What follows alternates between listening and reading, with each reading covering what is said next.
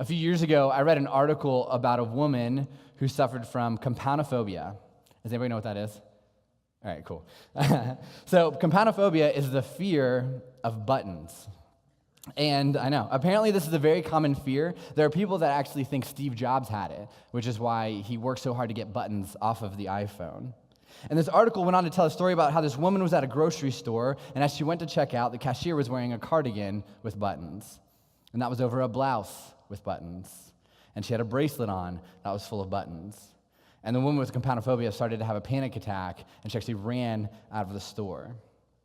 Now, this is a weird fear.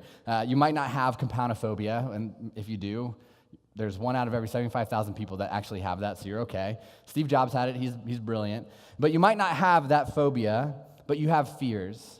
So I want you to take a few seconds. I want you to turn to your neighbor. I want you to share a fear or phobia that you have with your neighbor. Go ahead. You're like afraid of talking to your neighbor. Write that one down. Yeah, we've never actually done this before where it's like, interact with your neighbor. You're like, that's why I come to church. I don't want to do that.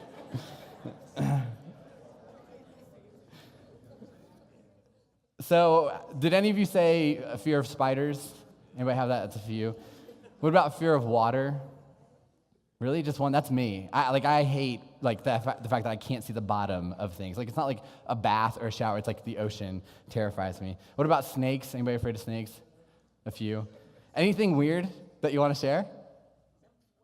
Whales? That's weird. All right, there you go. Best friends. There it is. That's why we do this. So the science behind fear is pretty fascinating. So scientists have figured out that fear is actually an adaptive behavior that we have to identify threats in our lives. Fear is a survival mechanism that allows us as humans to survive predators and natural disasters. But we're only born with 2 innate fears. We have the fear of falling and the fear of loud noises. All other fears that we have are actually learned. So spiders, snakes, the dark, buttons, whales. These are called natural fears. Natural fears are developed at a young age and are influenced by our environment. And this could be through bad experiences, through something that was taught to us by family or friends, or even the media. And we learn in the Bible that the only good fear is the fear of God. Proverbs 1:7 says, "The fear of the Lord is the beginning of knowledge, but fools despise wisdom and instruction."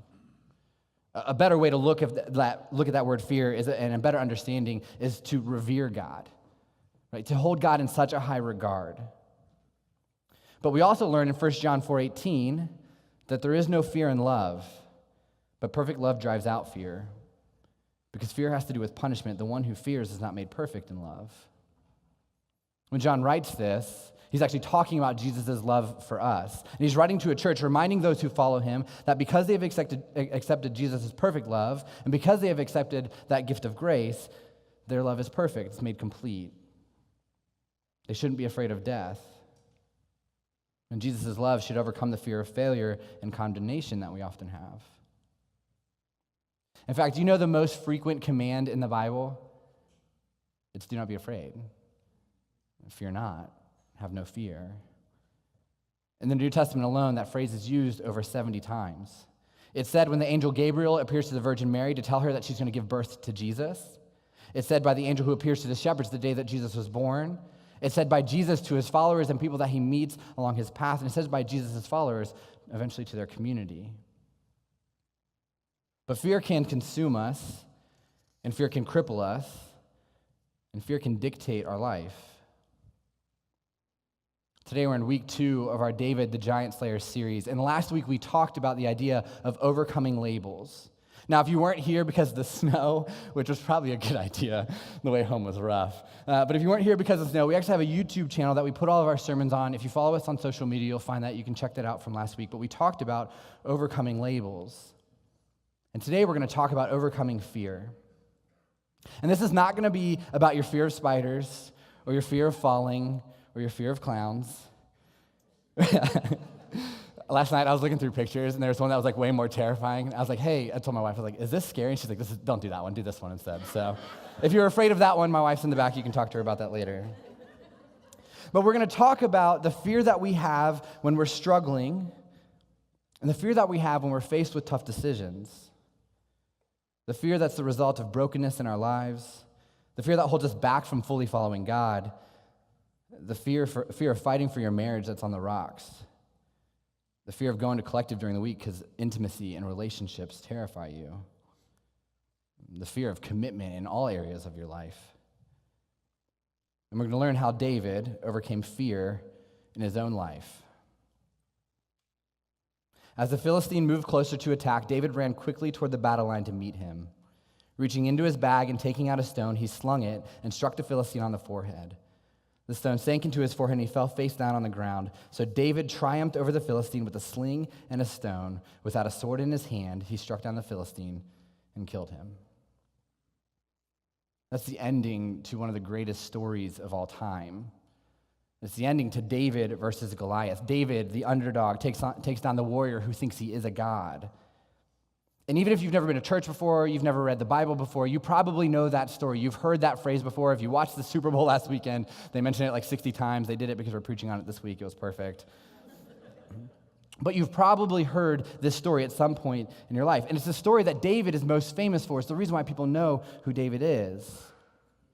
But how did he get there? How did he get to that point? Last week, we learned that David was anointed as king. It started with Israel no longer wanting God to lead, but wanting a human king. And so Saul was chosen. Saul was actually the initial first king of Israel. But Saul was a bad king, and he disobeyed God. He was leading the Israelites to pain and destruction. So God, seeing this, steps in, and he chooses a new king, and he chooses David, the runt shepherd who his own father didn't think was king worthy. But that's where we ended. So what happens in between? After last week, when we learned that David was chosen as king, nothing changes.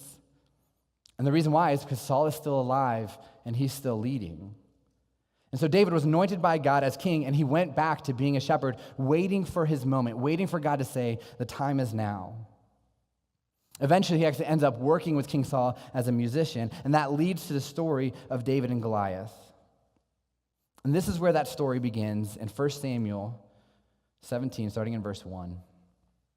Now the Philistines gathered their forces for war and assembled at Soko in Judah. Saul and the Israelites assembled and camped in the valley of Elah and drew up their battle line to meet the Philistines. The Philistines occupied one hill and the Israelites another, with the valley between them. So this kind of sets the scene, right? So you've got this valley of Elah in the middle, you've got the Israelites on one side and the Philistines on one side, and they're both just kind of staring at each other, waiting for something to happen. And the reason why neither army is actually moving or progressing is because they realize that in order to get to the other side, you have to go down the valley and back up again, which essentially is a death trap. And so there they are, just standing there, staring at each other. The story continues. A champion named Goliath, who was from Gath, came out of the Philistines' camp. His height was 6 cubits and a span. We have no idea what that means. We actually do. We learned that 6 cubits in a span is 9 feet, 9 inches tall. For context, Andre the Giant was 7 feet, 7 inches tall. The story continues. He had a bronze helmet on his head and wore a coat of scale armor of bronze weighing 5,000 shekels. He was wearing armor that weighed 125 pounds. He is wearing armor that weighs what a human adult person weighs. On his legs, he wore bronze greaves, and a javelin was slung on his back. His spear shaft was like a weaver's rod, and its iron point weighed 600 shekels. His shield bearer went ahead of him. So again, we learn his spear weighed 15 pounds. And this was not a throwing spear. This was actually a stabbing spear that was 6 feet long. And what would happen when battle would happen and Goliath was in battle, he would actually stand on the second line with people in front of him, and he'd reach over and he would kill and kill and kill. Goliath was the Philistines' best warrior. And quite possibly, he was the greatest warrior in the world at that time. And so Goliath stood and shouted to the ranks of Israel, "Why do you come out and line up for battle? Am I not a Philistine, and are you not servants of Saul? Choose a man and have him come down to me. If he's able to fight and kill me, we will become your subjects. But if I overcome him and kill him, you will become our subjects and serve us." Then the Philistine said, "This day I defy the armies of Israel. Give me a man and let us fight each other." And so this was a classic military strategy during that time. Instead of having both armies fight in the middle of this valley and lose more lives than what was necessary, the Philistines offered a one-on-one fight. They said, let's just do this one-on-one. We're going to put Goliath for us. You choose somebody, but the loser becomes slaves. On hearing the Philistines' words, Saul and all the Israelites were dismayed and terrified. And for 40 days, the Philistine came forward every morning and every evening and took his stand. For 40 days, Goliath came out to challenge the Israelites. And for 40 days, the Israelites stood crippled in fear. Saul, who was chosen as king, one of the reasons we learned last week, we want a king to lead us into battle. The guy that they chose, the guy that the Israelites wanted, the guy that's supposed to bring them to victory, even he's standing there afraid. The Israelite army knew that this was impending slavery or impending death, so why move forward? And every day Goliath came out to taunt them. It was the first thing they heard in the morning and the last thing they heard before they went to bed.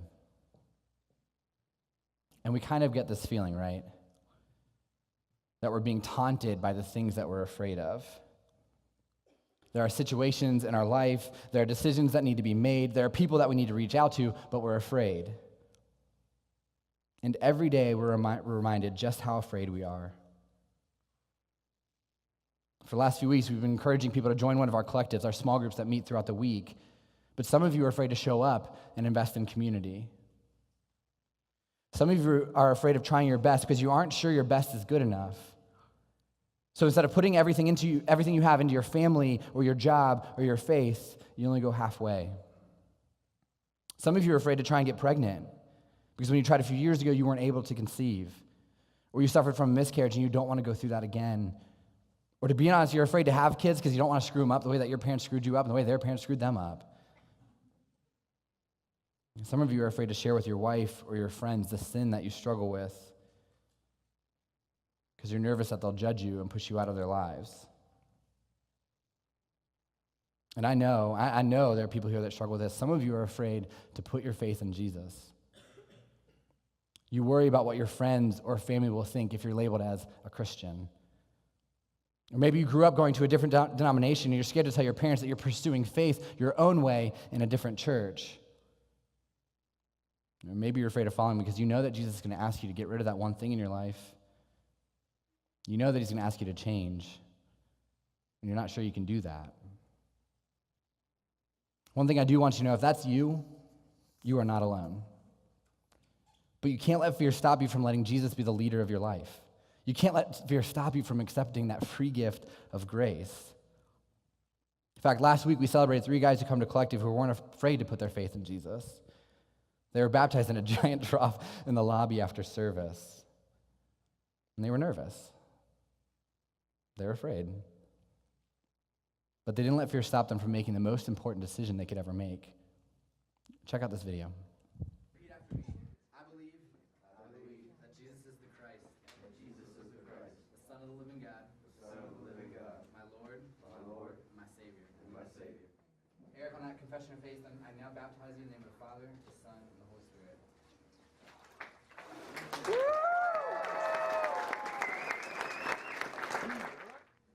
Upon that confession of faith, I now baptize you in the name of the Father, the Son, and the Holy Spirit.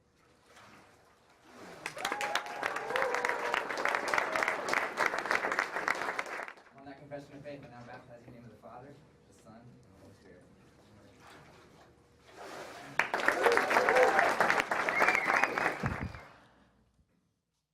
What was really cool about that last week is we were standing in the lobby. We told everybody 10 minutes after service, meet here if you want to be a part of this and celebrate these guys. And so I was standing there with the 3 guys, and at the time, there were 10 of us in the lobby, and I was like, this is good. There'll be about 10 or 20 of us here. And I leaned over, and I said, hey, are you nervous? And one of the guys was like, yeah, I'm terrified. And I said, well, don't worry. There'll just be 15 of us. We all know who you are. And if you were here last week, there were 80 of us in the lobby. But the thing is, he didn't let fear stop him from making the decision that he needed to make. It doesn't mean he has it all figured out. It doesn't mean that they've got everything together. It doesn't mean that there isn't brokenness from the past. It doesn't mean there's not going to be pain in the future. They just realize that fear can't stop them from letting Jesus lead. And fear manifests itself in many ways. It causes us to worry. It causes anxiety. But the result of fear is doing nothing. And the pathway to your greatest potential is often through your greatest fears. So how do we do that? It starts with courage. Because the antidote to fear is courage. People who display courage are still afraid. It doesn't mean they don't have fear, but they don't let fear paralyze them. And that's David. After showing up in the Valley of Elah and seeing the Israelites in this stalemate, he actually asks one of his brothers, hey, what's going on? Why aren't we fighting him? Goliath's coming out every day. He's defying God. Why don't we do something about this? And his brother, who was a warrior, explains that no one is brave enough to go after Goliath. And so David, the kid shepherd, volunteers. David said to Saul, let no one lose heart on account of this Philistine. Your servant will go and fight him. Courage is one of the differences between David and Saul. It's one of the differences between David and the rest of the Israelite army. But don't be foolish enough to think that David wasn't afraid. And don't be foolish enough to think that to look at David and to long to be like him while thinking that he's fearless, because he was afraid. But his courage was stronger. And Saul replied, you were not able to go out against this Philistine and fight him. You're only a young man, and he's been a warrior from his youth. Again, in David's life, he's experiencing those labels that we talked about last week. You're just a kid. You can't beat Goliath. But David said to Saul, your servant has been keeping his father's sheep. When a lion or a bear came and carried off a sheep from the flock, I went after it, struck it, and rescued the sheep from its mouth. When it turned on me, I seized it by its hair, struck it, and killed it. Your servant has killed both the lion and the bear. This uncircumcised Philistine will be like one of them, because he has defied the armies of the living God. The Lord who rescued me from the paw of the lion and the paw of the bear will rescue me from the hand of this Philistine. And Saul said to David, go, and the Lord be with you. David has confidence that he can beat Goliath because he's defeated the bear. He's defeated a lion. And this is enough for David to know that Goliath is beatable. That he isn't just a kid shepherd. He's a kid shepherd who rescued his own sheep from the mouth of a lion. Like, he can do this. And so the first thing that we learn about overcoming fear is that courage comes from past experiences. You can have courage because your past triumphs are proof that you're able to overcome your present obstacles. A few years ago, the dad of a friend of mine was diagnosed with multiple myeloma.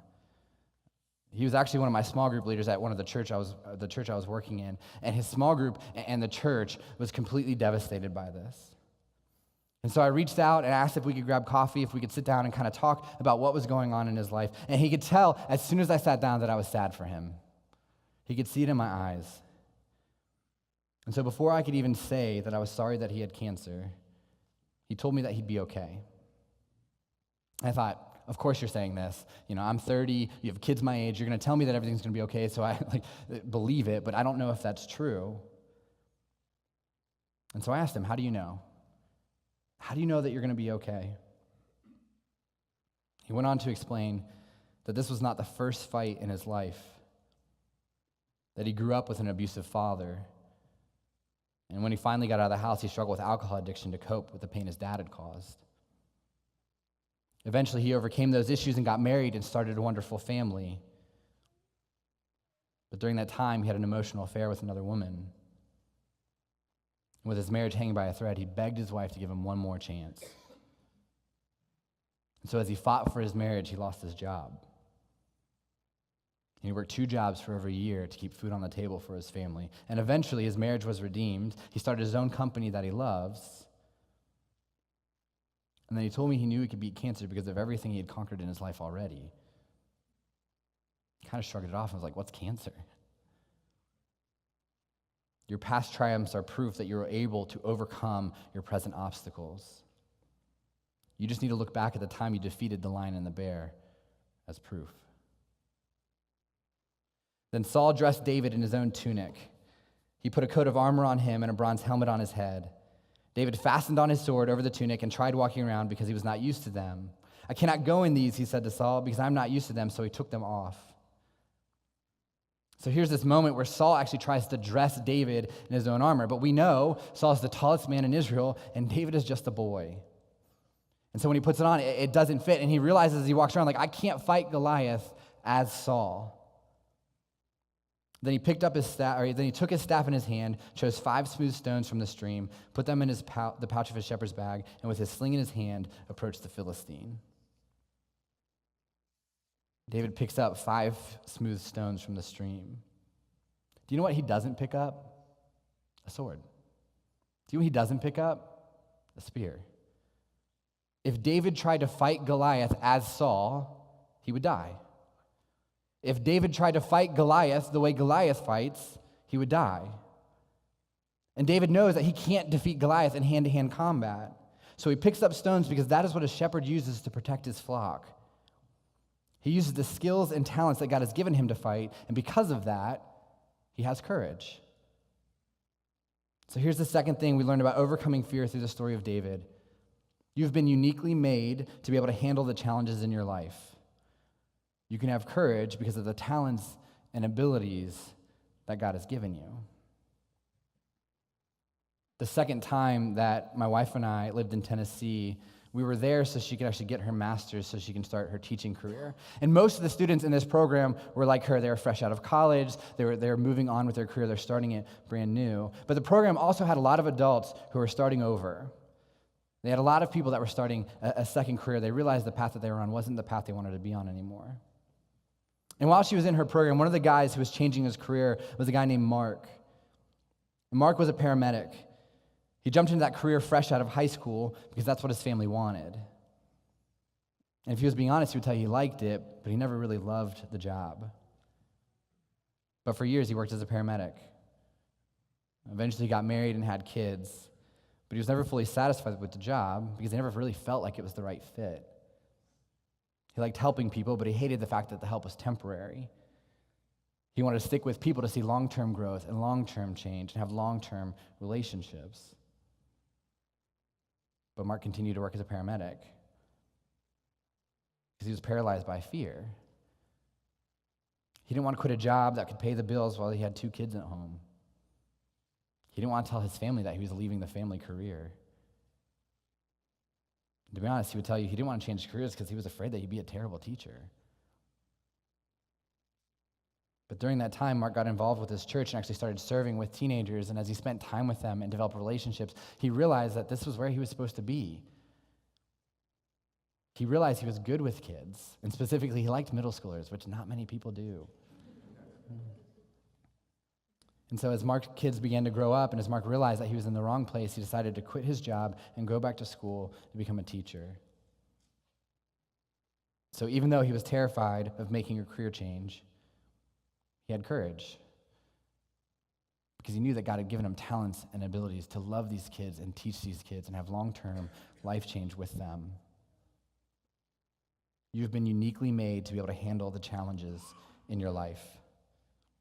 And you can have courage because of the talents and abilities that God has given you. So David said to the Philistine, "You come against me with sword and spear and javelin, but I come against you in the name of the Lord Almighty, the God of the armies of Israel, whom you have defied. This day the Lord will deliver you into my hands, and I will strike you down and cut off your head. This very day I will give the carcasses of the Philistine army to the birds and the wild animals, and the whole world will know that there is a God in Israel. All those gathered here will know that it is not by sword or by spear that the Lord saves. For the battle is the Lord's, and he will give all of you into our hands." The last thing that we learn about overcoming fear through the story of David is that through God, all things are possible. David didn't approach Goliath thinking that he was the reason why Goliath could be defeated. He approached Goliath because he knew that God was able. Because Goliath was defying God and defying God's people, and through David's life to this point, he had seen time and time again that God was able to overcome. And that's why he had the courage to fight Goliath. And so you can have courage because God is able to overcome. It's not that David wasn't afraid. I think a lot of times we take this story and we kind of make it this cartoon that David was this strapping man and he could do whatever he wanted. It's not that he didn't have fear. It's not that he didn't approach that with his heart pounding and his blood pumping and his hands being sweaty. He was afraid. Fear is a learned behavior. He knew. He knew that he should fear Goliath. He probably knew Goliath before they even got to that point. But the antidote to fear is courage. And that's what David had. And deep down, that courage that David had to fight Goliath came from trust in God. And it came from his faith in God. And so what if you had the courage that David had when it came to the obstacles that are in your life today? What if instead of being afraid, what if instead of making excuses, what if instead of doing nothing, we approached our fear? And we approach the situations in our life where we are lacking courage. What if we approach those the same way that David did? You're standing face to face with your marriage that's falling apart, and you're afraid to give it one last shot, or you're afraid to fight for it, because you know deep down that it could end up still being broken, it could still fail. Or maybe you're afraid because you know that other people would gossip about you and have opinions about you that are unkind because you're trying to make this work. Or maybe it's because you know that it would be hard work. But deep down inside, you know that the right thing to do is put everything you have into giving it one more shot. So what if you approached it the way David did? What if you had courage instead of living in fear? What if you had that courage knowing that God can overcome? And you approach that problem saying, you come against me with sword and spear and javelin, but I come against you in the name of the Lord Almighty, the God of the armies of Israel. You're staring face to face with addiction to pornography or alcohol. You can see it impacting your life. It hurts your friendship. It hurts your work. It hurts your relationship with God. But you're afraid that people will judge you if you seek help. Or you're afraid that if you try to break your addiction, you'll fail again. But instead of retreating in fear, you can have courage knowing that God can overcome. You've come against me with sword and spear and javelin, but I come against you in the name of the Lord Almighty, the God of the armies of Israel. You're staring face to face with the bitterness that has taken over your heart. You're afraid to trust people. You refuse to talk to your family. And it's led you to a place where you struggle with insecurity and self-doubt. There are people that you actually need to seek forgiveness from, and there are people in your life that you need to forgive, but you're afraid. You're afraid that if you make yourself vulnerable again, those people will just hurt you all over again. But instead of retreating in fear, you can have courage knowing that God can overcome. You've come against me with sword and spear and javelin, but I come against you in the name of the Lord Almighty, the God of the armies of Israel. God can overcome. As the Philistine moved closer to attack him, David ran quickly toward the battle line to meet him. Reaching into his bag and taking out a stone, he slung it and struck the Philistine on the forehead. The stone sank into his forehead, and he fell face down on the ground. So David triumphed over the Philistine with a sling and a stone. Without a sword in his hand, he struck down the Philistine and killed him. I don't know everything that you're going through, and I don't know everything that you've gone through. But I do know that all of us have struggles in our life. There's pain in our life. There's brokenness in our life. And every day it stands in front of us shouting. In the morning and in the night we hear it saying, I will destroy you. For those of you who follow Jesus, you've accepted that free gift of grace. You can have courage because God is with you and he can overcome. You see that how God has gotten you through your past pain and your past brokenness. And you see that how God has given you the talents and abilities to fight your present problems. You don't need to live in fear. For those of you who are still unsure about Jesus, to be honest, I pray that you have the courage to take a step today. Take a step closer to trusting God. Take a step closer to following God. Take a step closer to letting God be the Lord of your life. It won't make everything perfect. It won't make the brokenness go away. It won't make the pain go away. But you'll know that you're not fighting alone. And that same courage that David had through God can be yours. So as a church, I want us to have courage the way that David had courage. And I want us to act on that courage and not live in fear for doing what is right in God's eyes, because God can overcome. Let's pray. God, thank you that through you we can have courage. God, that we know that you are able. God, that you can get us through the brokenness that we feel. You can get us through the pain that we're experiencing. You can get us through the past that we had. And God, we know that you'll be with us in the future. God, thank you that we get to read this story and see how this young boy had enough courage to believe that he could defeat Goliath. God, I know everybody here has something going on in their life that feels that big, that feels that heavy, that stands in front of us, taunting us every single day. God, I pray that this church has the courage to move forward today. God, that we don't live in fear and we don't live in inaction. But God, we know that you can overcome, and so we fight. God, give us those opportunities this week. We love you and pray these things in your name. Amen.